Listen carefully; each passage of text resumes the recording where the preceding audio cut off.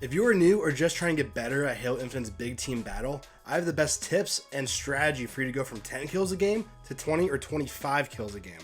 And it's pretty simple. Now, tip number one might sound pretty obvious, but it is just to find better weapons. When 343 changed the starting weapon from the pistol to the bandit, I've seen so many players become complacent and just keeping the bandit throughout the game. Doing this will not help you in big team battle. Now, the weapons that you should be going towards on your map are the power weapons, which are marked on the map as you get into the game. Now, these are the guns like the S7 Sniper, Spanker, the Skewer, or even the Cinder Shot. But what my main strategy is to go for the Shock Rifle and Stalker Rifle spawns right as you get into the game. Now, if you're like me and you go for the Shock Rifle spawn, it is so good because it gives you instant access to a one-shot weapon that won't put you in front of enemy players to get killed. Now, I know some people don't know where any of the spawns are besides the power weapons because, well, they're marked on the map, so I'm going to tell you. The Shock Rifle and the Stalker Rifle spawns are interlinked. In almost every big team battle map, there's at least one of these spawns right when you spawn into the game. If you're lucky enough, it will be the Shock Rifle, but hey, if you get the Stalker, it's still miles better than any of the starting weapons. Now, if you're looking for the Shock Rifle, but the Stalker Rifle is where your spawn is, don't worry. In almost every big team battle map, there are 2 of these spawn points, and they will change in every single game.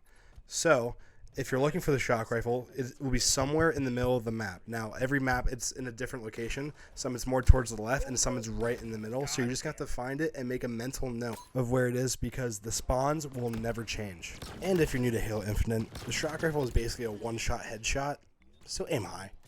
Now, step number 2 is to know your counter weapons. One thing I see more than anything from beginners in big team battle is not using counters to enemy vehicles or power weapons.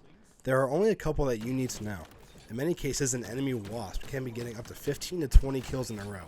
Instead of complaining on how broken it is, go get the Hydra, which most people hate to use, but hey, it's pretty dang good at countering the flying vehicles in the game. If you're the person in the wasp, the last thing you want to hear is those Hydra shells homing in at you. One of the more useful but underutilized equipment in the game is the repulsor. And on BTB, some of my best plays have come with using this equipment.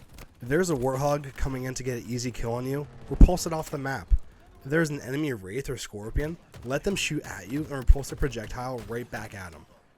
Some people don't even pick up the repulsor because they don't know what to use it for, but at the end of the day, it's one of the most useful equipments in the game, and people need to start using it a lot more. Tip number 3 is to find better positioning. Now, I think this kind of goes with tip number 1 because if you have these great weapons, which are not called the Bandit or the Assault Rifle, you need to put yourself in a position to get multiple kills without getting killed. The main problem with the starting weapons being the Bandit and the Assault Rifle is they're both medium-ranged, short-ranged weapons, so at the end of the day, you're going to have to put yourself in harm's way in order to get kills. But if you followed my tip number 1, there's no reasoning for putting yourself in front of someone else's gun to try to kill them. You got those weapons so you would average more kills per life. Now, if you are over aggressive and don't do what I said, that is going to wipe that out and put it out of the picture. With there just recently being an influx of BTB maps, there are way too many spots that are good for snipers, shock rifles, and stalker rifles to go over. So I would just suggest, explore and find your own. Or if you're getting killed by these guys, try to find where they're sitting at and replicate it.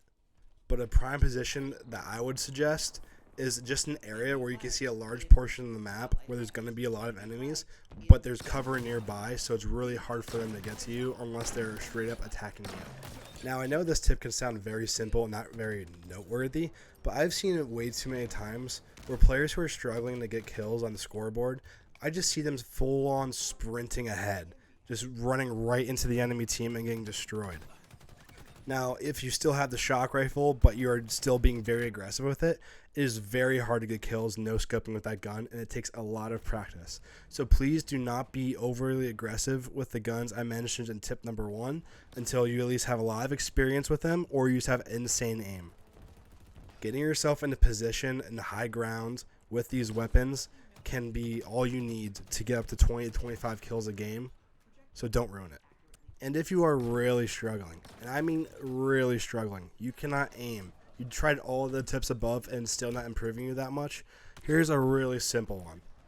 Just find a vehicle not named the Mongoose. Hopping into a Ghost can net you an easy 10 kills in one life, and be really fun in the meantime.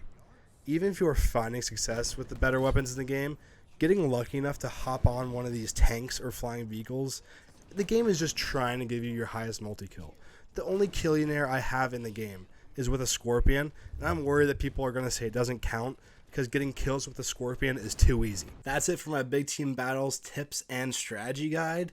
Now, if you found this helpful or enjoyed the video, please consider liking and subscribing.